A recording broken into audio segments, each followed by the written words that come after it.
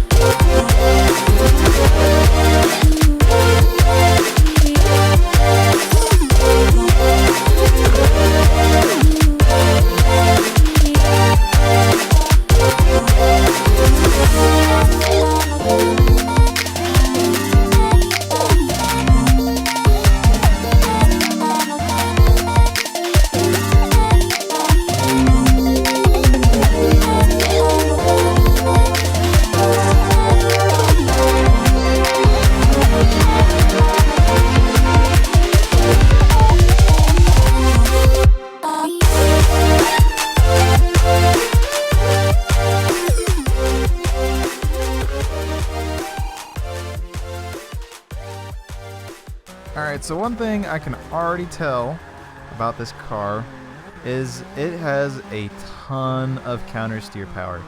And that's both good and bad. It's good because it makes it easy to get a lot of angle. It's bad because it makes the car kind of twitchy. But I feel like that's something you can tune. I would rather have a car be too twitchy with a bass tune than be not counter steer enough, because it's a lot easier to smooth out twitchiness than it is to get a car to counter steer properly. This thing already counter steers really well, so it's more about just tuning out that twitchiness, which you can do pretty easily with suspension settings and stuff like that. So first impressions are actually really good. One thing I would do differently though is I would mess with the gearing, because I mean, in sections like this, this fourth gear feels fine, but once you get like higher speed sweepers, fourth gear isn't quite enough, and fifth gear is way too much.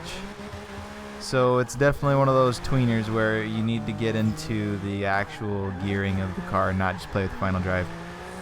But I mean, other than that, honestly, I don't really have a lot to complain about. This thing isn't obvious. If I was going to rank it, I would say it's X3 or X5. The X5M, which that's an old one. But this thing still looks crazy. When it comes to looks, just drifting this thing around a track, I mean, the only one I probably had more fun with, just on the basis of what car it was the Cadillac Escalade. It was between that and the Ram Runner. But I think the Cadillac Escalade just is a little bit more ridiculous in this setting. Because this thing just looks crazy. Look at the size of that rear wing. That belongs on a freaking airplane.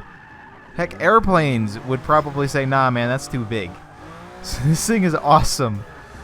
But yeah, when it comes to actual performance, I'd put it around the X5M. It's a solid car, fun to drive, not hard to drift. It can be twitchy, but again, that can be tuned out. It isn't the best car though. Like if I was gonna put it on my top 10 list, I mean, maybe around the LFA maybe a little bit more, but I mean, it's not a world beater. It's not, you know, an amazing drift car, but if you're just looking for something to have fun in, this is definitely it. Don't. Why? Go away. I don't want you. It's a fun car to drive. It's fun to drive, and both because, you know, it's fun to drift. It's honestly, it's a good drift car, but it's also fun to drift because just look at it. Like, this thing is awesome. But anyways, I think that's about all I've got for you. So to answer the question, does it drift? That would be yes. Yes, the Lamborghini Countach does drift quite well. So, anyways, thank you all very much for watching. Make sure you leave a like or a dislike, depending on which side of the video. If you do leave a dislike, make sure you leave a comment in the comment section below letting me know what I can do to improve. Subscribe if you want more, and I will see you all in the next video. Ooh. Well, tell me if there's anybody in there, dude. No? Sweet. Alright. And then, of course, at the end of the jump, you landed after doing a barrel roll over your rear bumper because you just got it like that.